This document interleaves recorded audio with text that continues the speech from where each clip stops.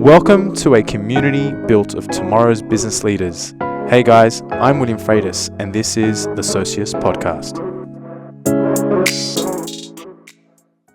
Socius, welcome back to another episode. Today we have Celeste Norman. Celeste, welcome on the show. Thanks for having me. I'm excited to have you on board. I'm excited to talk to you about all things risk, all things, financial services, fractional legal, all the things that we're going to be going into, which is going to be exciting. Celeste is from Rayne Legal. So Celeste, tell us a little bit about what you do and where you come from. Yeah, definitely. I'm a lawyer by trade, but have a little bit of an unusual background. So, out of school, didn't really know what to do, went into a business degree and worked my way through uni and fell in love with the employment relations subjects in my degree. And so kind of hung on to the idea that I really liked the legal side. It created a lot of structure, but it required a lot of creativity, and leaned into that, did as many legal subjects as I could. Worked for a really great industrial relations practitioner through that degree, and she really encouraged me to get involved in everything. Did a lot of union negotiations with the fair work choices, other work choices conversion. That shows how old I am, I think. But really loved that interaction, the application of the law, but the commerciality that was required to do that, and jumped straight into a law degree, and was fortunate enough to jump to financial services while doing that law degree, and have worked in financial services ever since. I was really lucky to work for a really great mentor in my first role in financial services, and he really chucked me in the deep end from the start.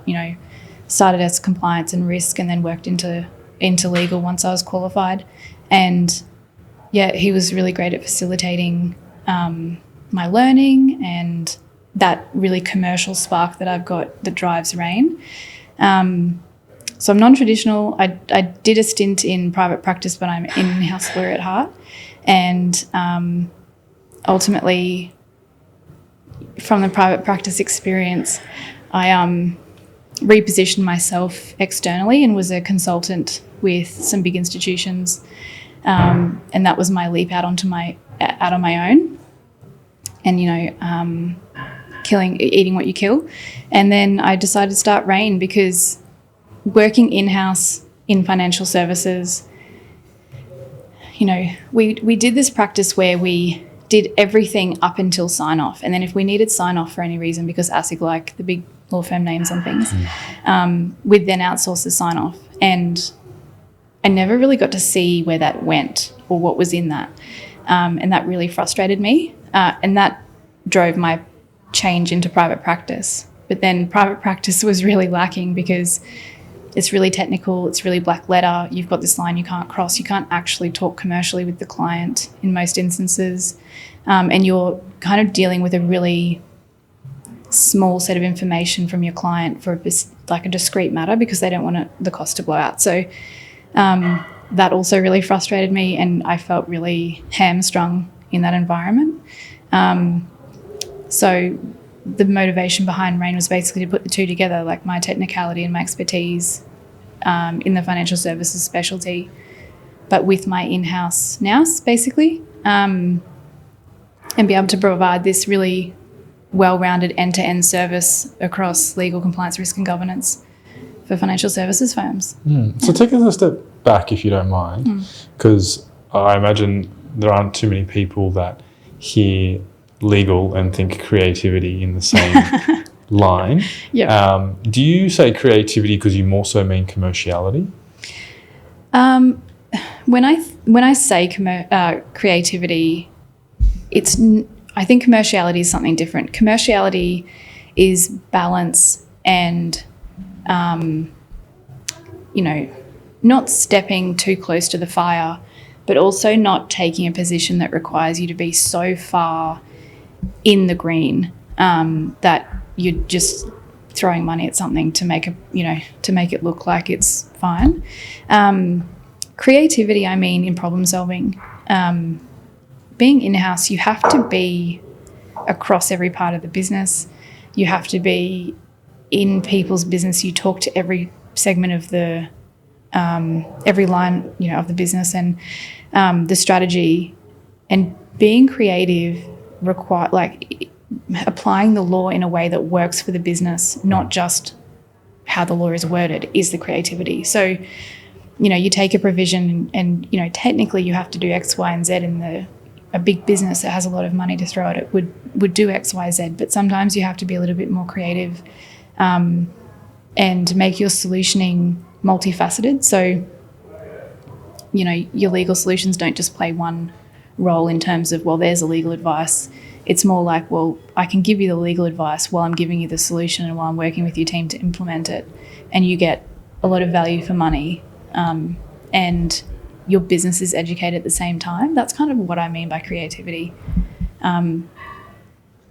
Legal's so siloed, and that's something that I've struggled with my whole career, is this, staying in your lane concept. And that's why I truly believe there's interconnectivity between legal compliance, risk and governance, and legal is only a small part of that. The compliance wraps the legal around everything else.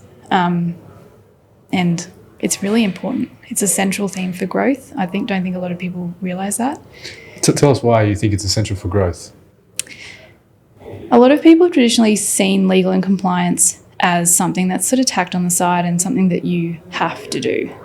You're obliged to do, and you begrudgingly spend money on a resource or on projects to get you the green tick, but ultimately then it's shelved and you don't think about it again until the next year. But with financial services particularly, but any industry being so regulated, I think that you can't ever be as grey as you want to be. And so when you're getting legal advice and when you're working with your compliance frameworks, instead of just having them sit on the outside and tick a box, you can integrate them into your processes and you can run them through all of your functions in your business. And essentially what happens is all of those little ticks, or all of those little boxes are ticked along the way by every person in your business. So then when you get to compliance sign-off, or when you get to legal sign-off, whatever, you're not being rejected. Your legal department's not a roadblock. And that's what I mean by growth. It creates efficiency. It facilitates projects. It's speedier.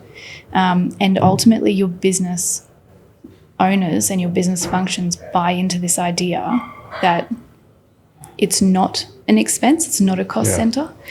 Yeah. I agree. And I definitely agree with the sentiment that for most businesses, regardless of what industry, legal is kept very separate, and there is definitely a friction between the two functions, or even if it is private practice, and there almost needs to be someone to digest the message or the advice being provided to be able to implement it within the business. We're probably jumping straight into sort of fractional here, but is that what you think is driving the appetite for fractional legal resources? A little bit.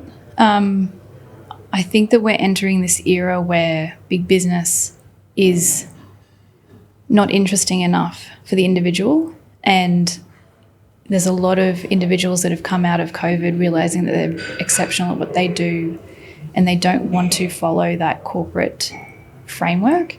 And I think in a capitalist society, it's really hard. You're not encouraged to think outside of the guardrails. You're conditioned through schooling, through every educational institute, to think, I need to do well and I need to get a job and I need to get a nice salary and I need to get the car and the house and the et cetera, et cetera. I think that idealised life or path was lost in COVID, and I'm so thankful that that's the case, because you have younger people now believing that they can make it on their own and they're exceptional at what they do and they're believing themselves a lot better. And there's a lot more risk being taken in terms of founders and small shops opening up. So that in itself breeds fractional requirement, because you've got people believing in themselves that believe in other people who believe in themselves. And, you know, startups and scale-ups can't afford full-time resources that have that C-level expertise. So your fractional market really fills that gap in terms of being able to have an in-house resource for a fraction of the time, therefore a fraction of the cost, but you get that really deep expertise of a C-level from a fractional provider that doesn't want to work for one company full-time, isn't interested in pocketing a salary and sitting with their feet on the desk until retirement. Yeah. Let's chat about risk too, if we can, because, you know, there's obviously varying levels of risk in every single business depending on what it is that they're doing in their business maturity. But what is your view on, I guess, the appetite for risk and also the awareness of risk? Because often I find, I agree, I love the fractional model. I think that's a fantastic model to be able to provide access to smaller entities that don't need a full-time resource. And often the advice can be better because it's cross-pollinated with other industries, and you're you know, learning so much from other industries and you're implementing it in your industry. But I also find the appetite for risk in smaller business is very different, because there's probably varying levels of, I guess, legislative requirements for them to undertake certain things. What's your perspective on that? Yeah. Small business, startups, scale-ups, you know, anything below, you know, anything in the SME space has a tough battle, because the big end of town really do dictate for regulators what good looks like, and often that comes at a lot of expense. And big business will just throw money at it, because big business getting caught doing even something marginally wrong is embarrassing and public. But it creates this unobtainable standard for SMEs where, you know, particularly for financial services, speed is everything, agility is everything, but the amount of regulation on SME financial services providers is absolutely ridiculous and unsustainable. And it does create this, I've got a large risk appetite, which is unusual for a lawyer, but I'm working with founders that have risk appetites that are more extensive, but it's from an education piece perspective. Like, they're open to hearing other ideas. Their risk is, it's not that their risk appetite is like untethered or anything like that. They just are willing to hear a different way, and they're willing to hear some other way of getting to good, or what the definition of good looks like. So, yes, I think that the risk appetite has changed in the industry generally, and even outside of financial services. I definitely think people have a lot more appetite for risk, but I think that also comes from hard times. I think people take more risk in harder times when it's harder to make money. I think it's a great thing. I think we're too risk adverse across the board, particularly in financial services. And, you know, I would believe in the notion that Australia is a nanny state generally. But the founders I see are quite measured. They want their money to go to really effective causes in their business for accelerated growth.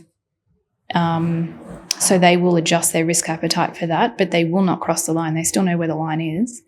In all respects, really. They know what right and wrong is. And I think that the crossing the line is happening more at the bigger end of town. And I think that comes from laziness and apathy and, you know, having too many layers. Why is it that you think big business can cross lines? Like, what is it about that? Or what is it that you think their risk appetite lends to them pushing the envelope a little bit more? I don't necessarily think that they have a greater risk appetite. I don't think breaking the rules has anything to do with risk appetite. I still believe SMEs have a lot of risk appetite, far more than institutions or large businesses. But things go wrong in big business because no one's watching, and they lean on their processes and they lean on their documentation, and there's 7 checks to cross off before you get the approval, but everyone's relying on the other one doing the job and no one ends up doing the job. I think that's where the environment of breach or incidents arises, and it's that like apathy in layers. And it's disappointing because they really set the tone for the regulation, and ASIC has this really great ability to make errors really public for the big end of town, and it's not necessarily systemic issues or unusual issues. It's really low-hanging fruit that ASIC are getting, which is incredibly disappointing, like misrep and, particularly in the green investment space, misleading deceptive conduct, like they're really low-hanging fruit. So it's not like the industry is in turmoil, but sometimes it seems like it with the publicity that happens. And because it's such a big player that the industry or the consumers would think, they wouldn't do anything wrong. They couldn't possibly do anything wrong. They'd know where the line is. It's not intentional. Like no one in the industry or even outside of financial services goes into business to intentionally break the rules. It's confusion or, expense or an apathy and lethargy in layers. And it just slips through. But yeah, I don't think in Australia there is any opportunity to really intentionally break the rules. There's too many opportunities to get caught. Yeah, perfect. And I guess we're deep in the conversation around risk, and you know me, I'm a risk guy. I like to, from an insurance background naturally, but I'm a risk taker, and I like to measure and educate around risk. So let's dive into risk a little bit more if we can. Yeah. What are some of the key risks that you see with clients that you work with in your space? Clients in my space, so I deal mostly with SMEs, and one of the big risks is definitely financial, in terms of there's this really big conflict between moving really fast and innovating, and there's a number of risks. Finance is one of them. But they want to move really fast, they want to be really agile, they want to break the mold. So that requires a lot of money. It requires a lot of investment, but investors bring guardrails and expectations. So getting finance is hard, maintaining financial standing, like all businesses run a loss at the start, but the balance between scaling fast enough and breaking even at some point, that's a risk for them, I think, and that's something they really have to watch, because you need staff to scale, and that's a recurring expense that, and founders that I've dealt with have a really deep affinity with their staff, and they feel really personally responsible. So they want to scale responsibly and sustainably, but also the market moves so fast that they need to have a significant amount of capital at the beginning, which is tough. Yeah. I can see it being super prohibitive for a lot of SME businesses, really. The amount of capital that you need to take on, and then naturally, as you called it, guardrails, or that can be prohibitive in itself. Sometimes it can open doors, no doubt. Most certainly, but can be prohibitive in terms of reporting and in terms of requirements that they need to adhere to. It's interesting that you mentioned around, scaling sustainably, and I was keen to sort of chat to you about sort of risk culture across businesses in that sense, because that's a fine line to play around with. I think a lot of those team members in that space, and we're talking the tech startup space or tech financial services space, a lot of the team members are well aware of what they're going into in many instances, but still, as a founder, you hold that responsibility, and you want to make sure that you're looking after those people. How do you, obviously you work with founders, but how do founders ensure that they are monitoring how much they're taking on?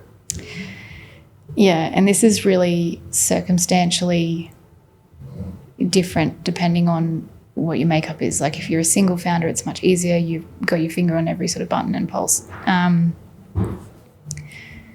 But when there's a group of founders or there's a board, particularly where there's external directors that are exposed, it can be a lot more challenging.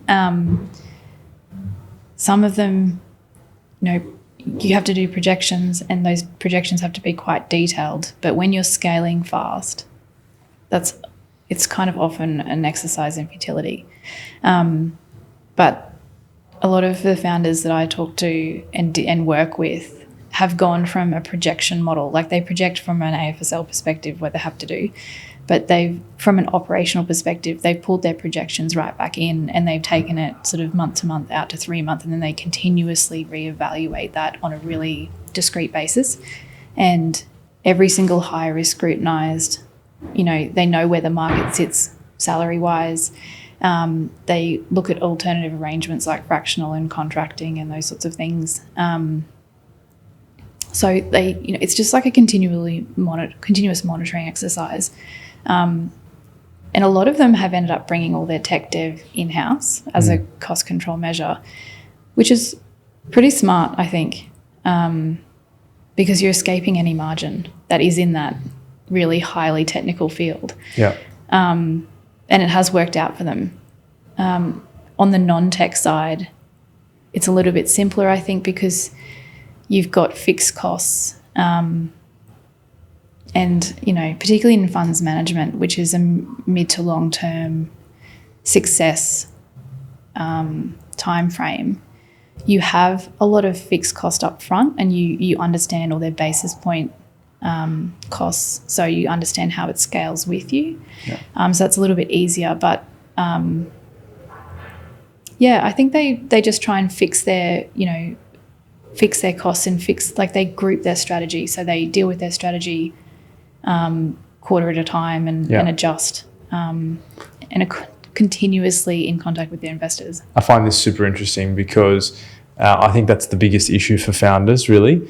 I think founders are stuck between giving their people long-term visions for them to buy in and to buy into the vision and see where it is that they're going long-term, because team members look long-term, whereas founders are always constantly reviewing on a monthly and quarterly basis, that they're juggling between managing short-term expectations and creating a long-term picture. And it's funny, you and I went to a fireside chat with Frank Grief, right? And he was talking about this exact thing, taking short-term risks or viewing it as it's not a, $150,000 expense annually. It's whatever it might be, 12.5 a month or whatever it might be. Very different way to look at it, but it's tough when your team want long-term vision. So I find that point really interesting. Yeah, and that was really interesting from my perspective in terms of being able to advise from a strategic perspective. We're doing 12-month projections or 24-month projections, or great, but let's pull it in. And, you need 20 more staff yesterday. Let's see what the market looks like and see if we can swing it for a few months. You've got 6 months of probation to test these people. With the staff aspect, one of the bigger challenges, I think, SME founders anticipate spending money. I think one of the biggest things is the biggest challenges and risks is not getting your staff to buy in, not being able to sell your story, not having them understand the vision. And we've talked about this before in terms of how do you, and Frank touched on it in his fireside chat, in terms of selling them the dream that you have in your head and making them a part of it and continuously reminding them where you're getting to, what you want, what their part in it is, so they have that purpose that's outside of their day-to-day. Yeah. So interesting. Even just yesterday, me and the team were doing a quarterly catch-up and we spoke about what our 10-year goal was. Now every week when we come to a team meeting, that is the thing that I'm going to represent for the team. Good. This is where we're going in 10 years. So that was one of my biggest takeaways.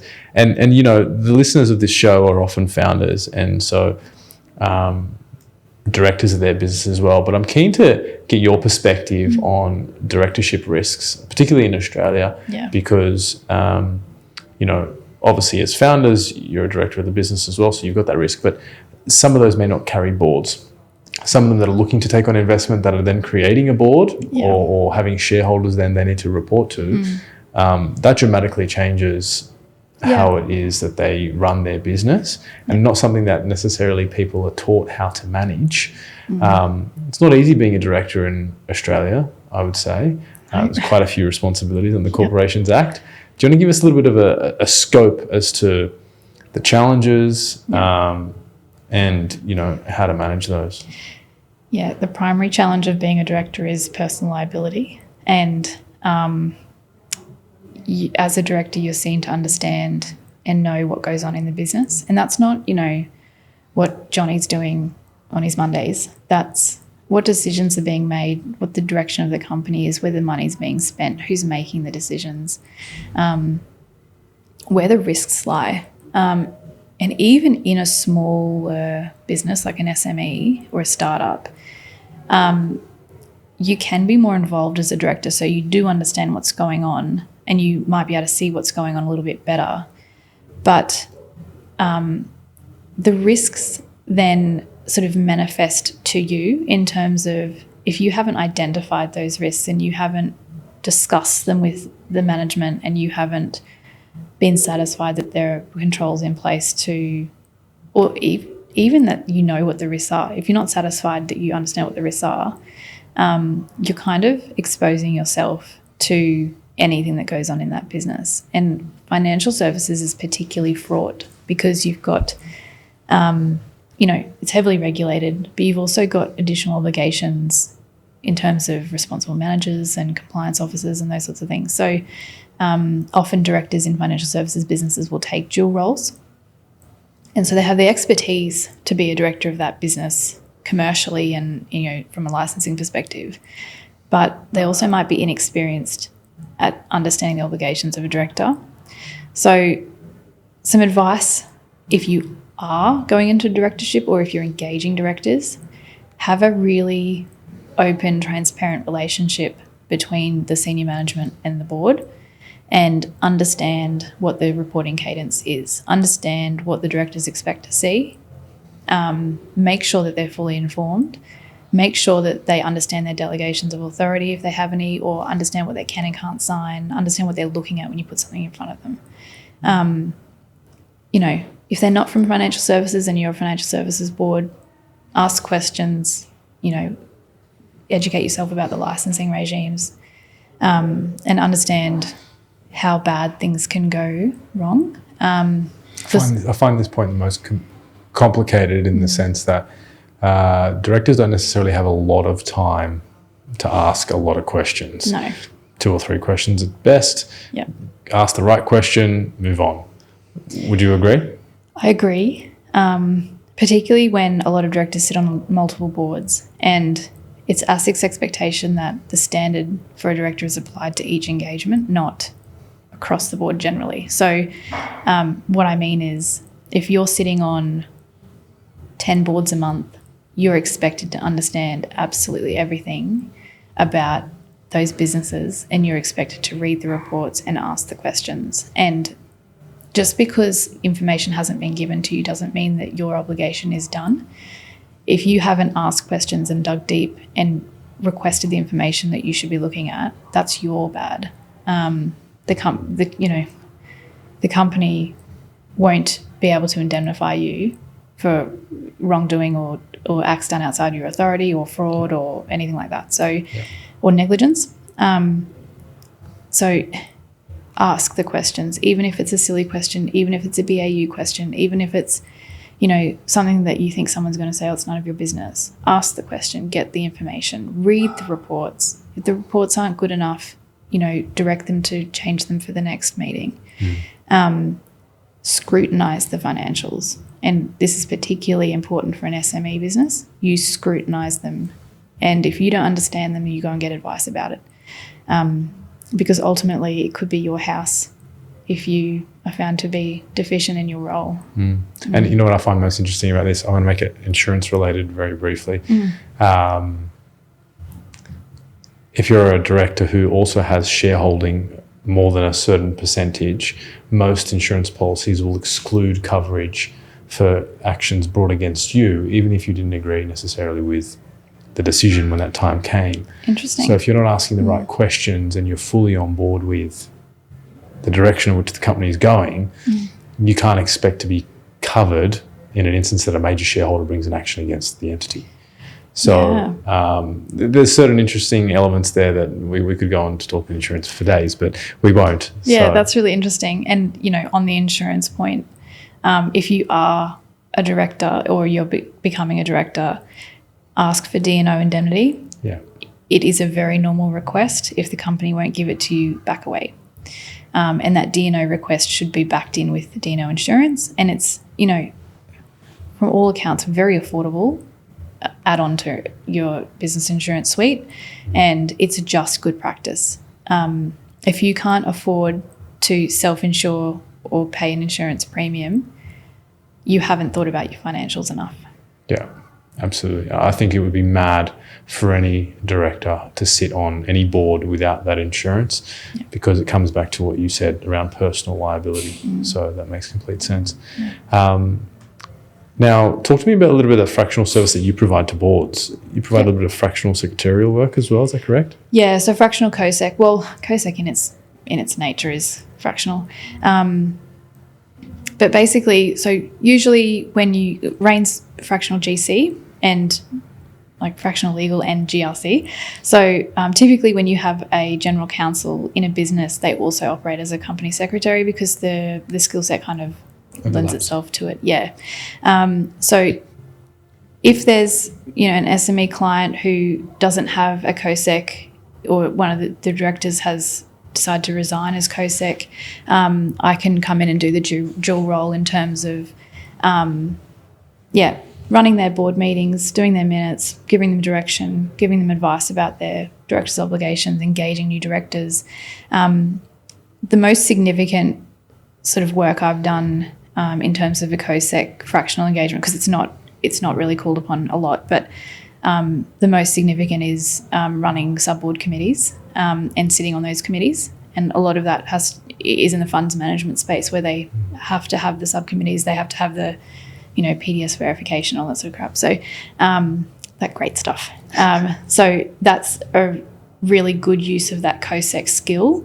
But ultimately, I think when the businesses I do work with scale, they will require that dual role. And it will be because, you know, company secretary, it's seen as a little bit of an administrative role, but it's really important, and it can become quite large very quickly as you're scaling. So we do offer that, but sometimes also clients get me to sort of shadow someone who's less experienced in it but wants to do it. And, you know, I'll set up their frameworks, and a company secretary role is quite easily templatable, or, you know, you can create a framework for it. So I'll do that for them, and then I'll sort of teach them how to do the role and shadow them and supervise until they've got their feet, which is also great. It's a bit of fun in that space. Yeah. And I sense a little bit, obviously you do a fair bit of work in the funds management space, and I sense that you're a believer that we're over-regulated.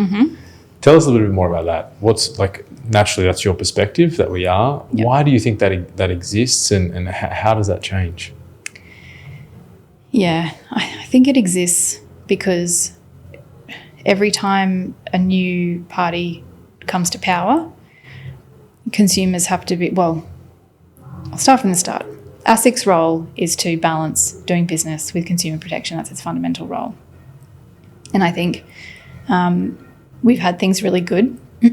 We really do lean into this free market idea, and I think we genuinely try and lean into a free market, and, you know, things are available to a lot of investors. We're not like America in any sense, or to that degree in terms of a free market, but, you know, if you want to get shares, you can get shares. If you want to get units in a fund, you can get units in a fund.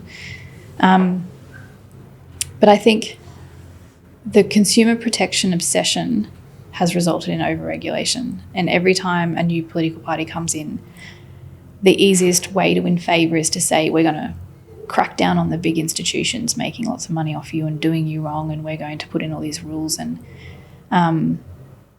the Hayne Royal Commission did not help at all.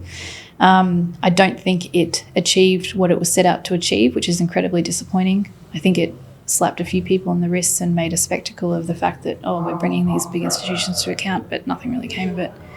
And the reason I'm so vocal about us being overregulated and needing conscious deregulation is because the consumer pays. And the consumer doesn't just pay in fees and overheads and all of that. It also pays in terms of lack of competition, inhibitive entry to market, and it also pays in terms of it being a buyer beware market still. Who reads a PDS? I could tell you no one reads a PDS. And it costs a lot of money to develop and a lot of people to develop that PDS. It keeps a lot of lawyers in employment. It keeps a lot of bums in seats, but ultimately, if you're not reading that document, you don't understand what you're buying. And whilst there are some protections in place for retail consumers, the actual protection mechanisms don't go far enough. And instead, there's rules on rules on rules in terms of if you're a product issuer and you disclose enough information to a retail investor, you're kind of indemnified to a degree as long as you don't do anything really bad. As long as you don't steal from them or do something you said you're not going to do.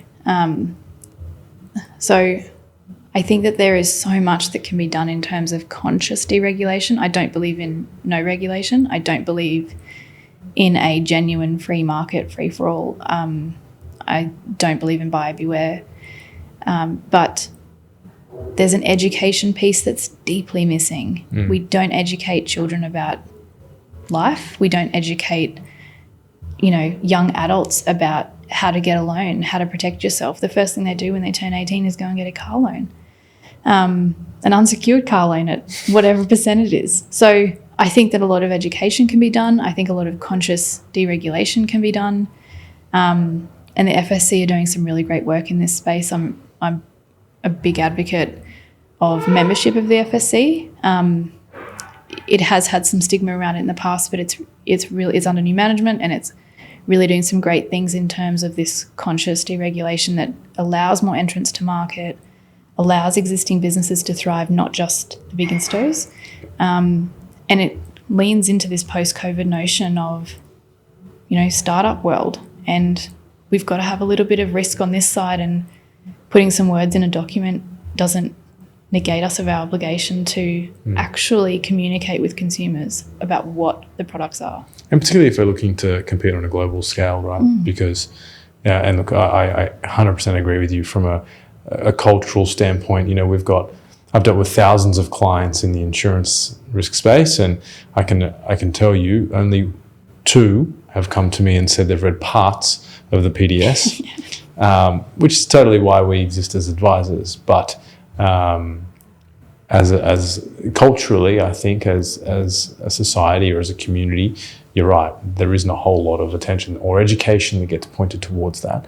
So there's more that needs to be done for sure. Tell me a little bit more about the success of Rayne and the model that you've created, because I think largely that's, due to your success, really. Oh, thanks.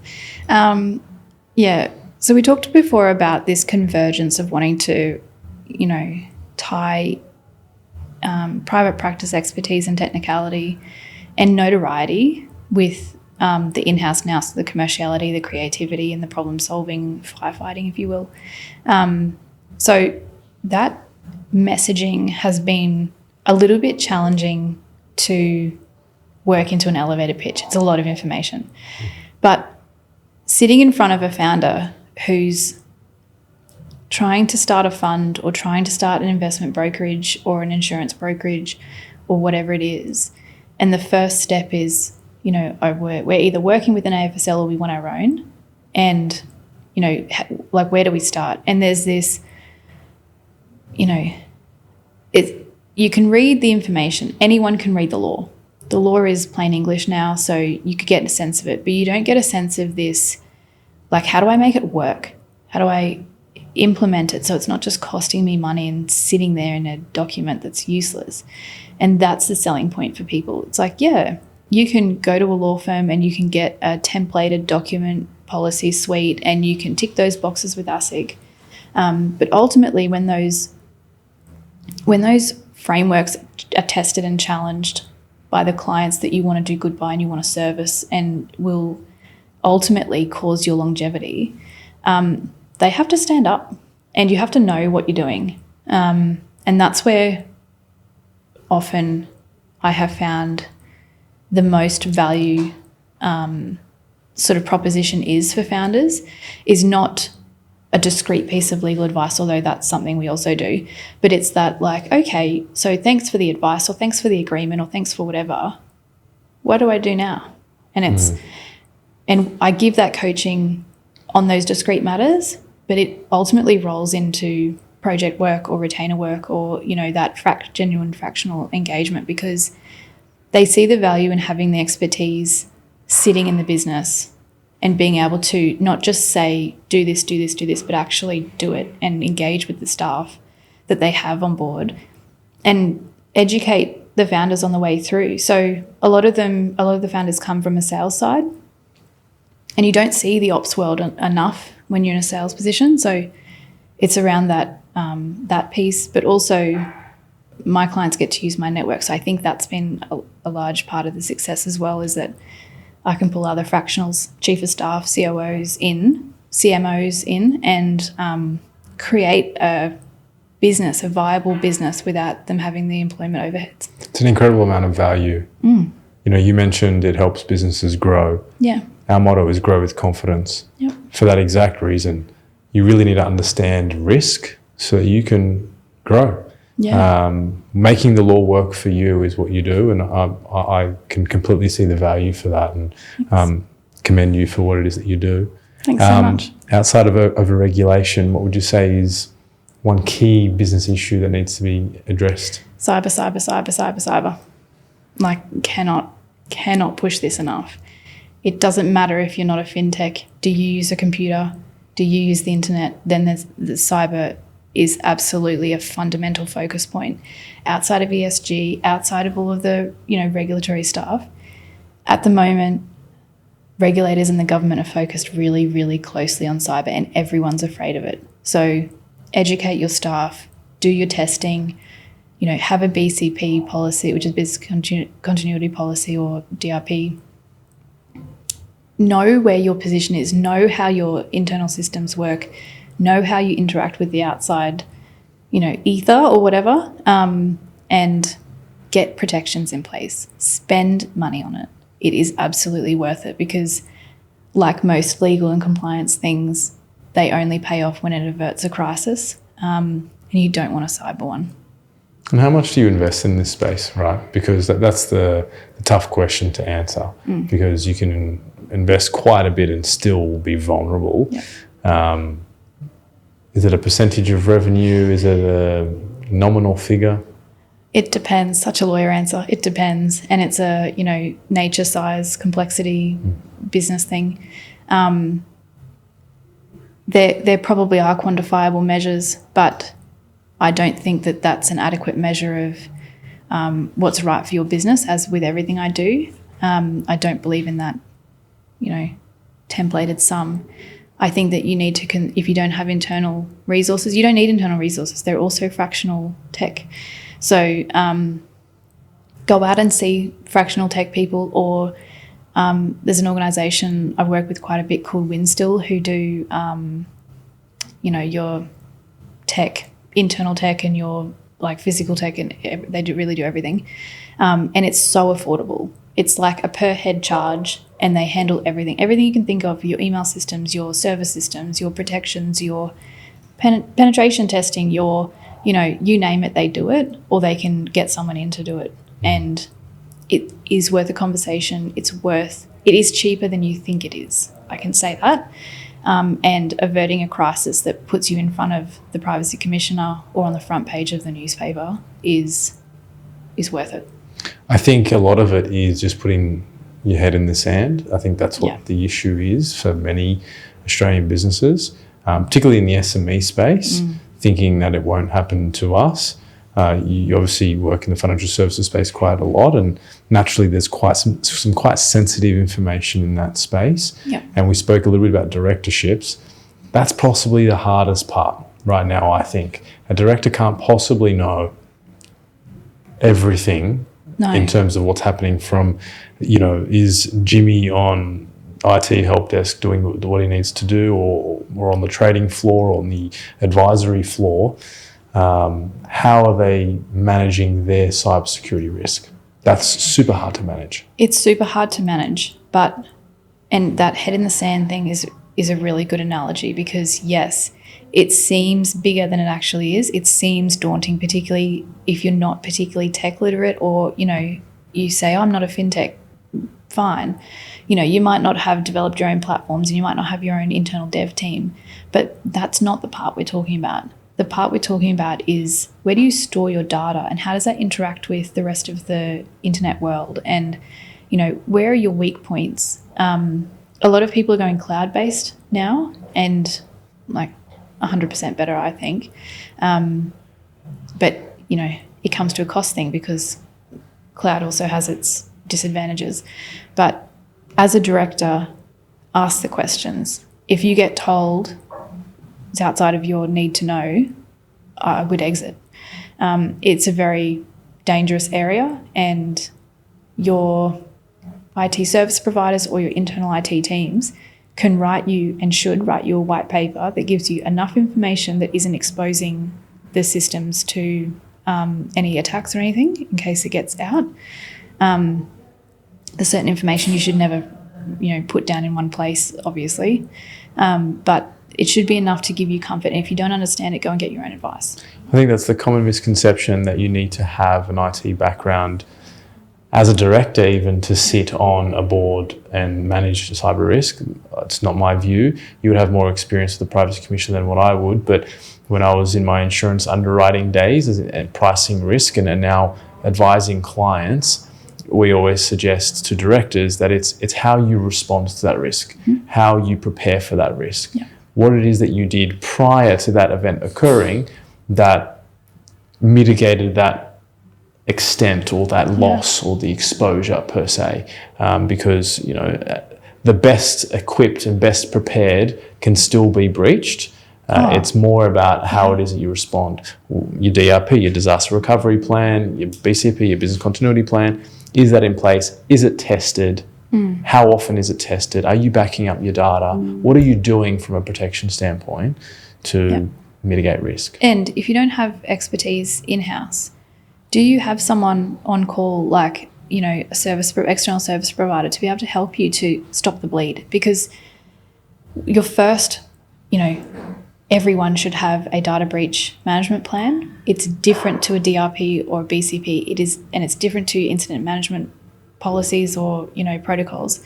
It is specifically for data breach management, and specifically informed by the intricacies of your vulnerabilities for your organisation and how you immediately stop the bleed in circumstances of your breach, of a breach of your organisation. It's not a boilerplate thing. And that's the first question directors should ask. Do you have a data breach management plan?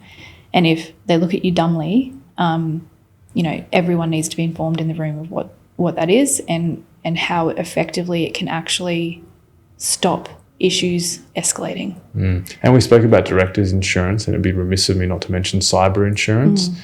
I think there's still a common misconception that cyber insurance doesn't cover what it needs to cover, and that often comes from internal IT teams not understanding the product or not necessarily getting their head around it or getting the advice that they need.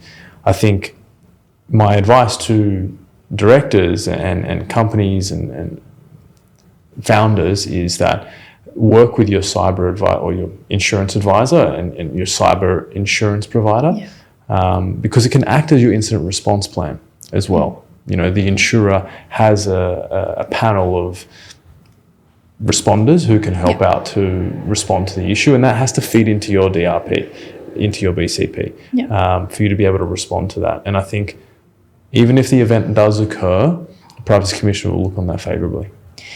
Yeah, and something, to bring up in this space that creates heads in sands, I think, is that you will not ever eradicate data breaches or hacks or anything like that. It's just not possible. So if, as a board member, if you're saying to your teams, how do we, ensure that this doesn't happen again? You can't. That's the short answer. And no one should be telling you that you can. But what you can is mitigate, and what you can do is mitigate, and that's what the Privacy Commissioner expects is adequate mitigation, not even perfect mitigation, just adequate, and then adequate response. And often you don't find out about these things until they've occurred and it's too late and everyone panics. Be cool, calm and collected. There are resources available for you to stop the bleed if it's still going on, or to find out what's been taken. You can trace all these things back, identify who's done it, report to the police, report to the Privacy Commissioner. There are resources there to help you. It's no one's sitting there pointing the finger at you saying you've done something wrong because you've been hacked or you've been breached or whatever. The process with the Privacy Commissioner is very much a notification for greater good. And around the, cyber reporting standards now that have been introduced, it's about informing the Australian public and the Australian government to see if there's an escalation in attacks or to see if there's a certain type of systemic problem occurring. So don't shy away from communicating. Ask for help. There's so many people who have expertise in cleaning up these things, and you can only learn from it. So if something like that happens, do a post-mortem, document the post-mortem, get more help to correct things where you can, and just do the best you can. Don't stick your head in the sand. Yeah, and I can echo that as well. I think a lot of the statistics you've seen over the last 12 to 24 months, even prior to that, were, I would say, significantly underreported as well. So cyber is definitely a big risk. So thank you for highlighting that. That's okay. Talk to me a little bit about your vision for both Rayne and I guess the industry as a whole. Oh, so many things. The industry as a whole is probably a little bit more profound. I want us to be better. All of the people coming through, being brave enough to start their own shops post-COVID, the young people coming up, I can say that because I'm 36, but all the young people coming up and wanting to do really great things, wanting to break the molds, wanting to innovate, we have to let it happen. And we have to let it happen we have to facilitate it, not just let it happen, in a really safe environment where the regulator's engaged actively in helping them test their planning and testing their theories, and promoting innovative thinking. It's the only way that we're going to compete on a world stage, particularly the way America's going. Like, the only hope that we have of economically competing, even with Europe, is to open it up a little bit. And that's not to say, there's going to be a free-for-all or anything like that. I believe in licensing and I believe in regulation, but we need to have more agile adaptation of that regulation. And it can't be, ASIC's notion of, we'll give you a no-action letter. It doesn't create safety. It doesn't create, safe risk-taking. It doesn't promote safe failure or anything like that. I think that we need to have greater consultation with ASIC in terms of ASIC driving consultation, more sandboxing genuinely at a grassroots level. And I think we need more education in schools. I think we need to know what we're dealing with before we go in and buy equities. Absolutely. Yeah. So much to get around. If everyone took on a little bit more earlier in their journey or their career, it'd be far more beneficial. So I completely agree with that. And there's a lot of focus on advice at the moment, which I think is warranted. the advice space has been really terrible for a really long time. And I think that will improve over time. We're still seeing people doing the wrong thing in that personal advice space, which costs people who can't afford to lose losses. And that's really disappointing. But there's a lot of work there. And I think that work needs to continue. And the FSC, like I said before, are really involved in that space. So it's going to be conscious regulation and conscious lean guardrails there, which is good. I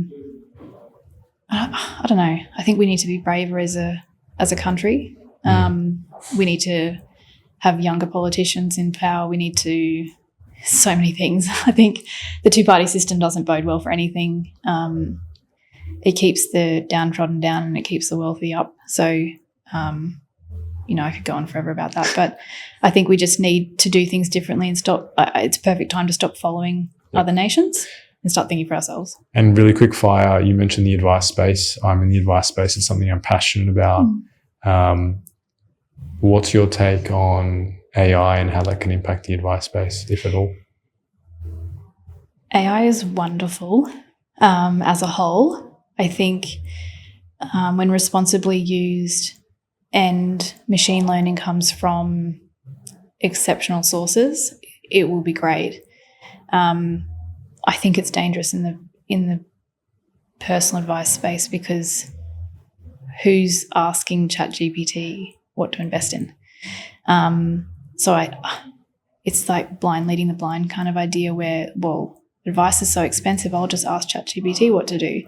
So, they've dealt with the conflicts of interest in advice by making it chargeable to the consumer, and then it's created its own issues. But I think there's a place for AI in everything. Absolutely. Definitely. I'm definitely pro safe AI. Yeah, perfect. Look, my views are AI is here to stay naturally. It'll definitely make us better as humans. But there's still so much scope for it to grow and to get better. Yeah. Because as you alluded to earlier, you can interpret the law as one thing, but to be able to make that work for you is experience, relationship, commerciality. That's something that I think AI still has some way to go. And that's where advisors like ourselves make a difference. And it's trust. I don't think you'll ever replace personal trust with AI. Like I think that people still need personal relationships, and less so lately, but we'll come back to that. I think humans will come back around to needing that personal touch. Cool. Awesome. Well, Celeste, thank you for coming on the show. Thanks for having me. Socius, thank you for joining us today. Please hit the subscribe button if you've enjoyed this episode. And if you'd like to be part of the Socius community, follow us on Instagram, Facebook, and LinkedIn to stay in touch. Cheers.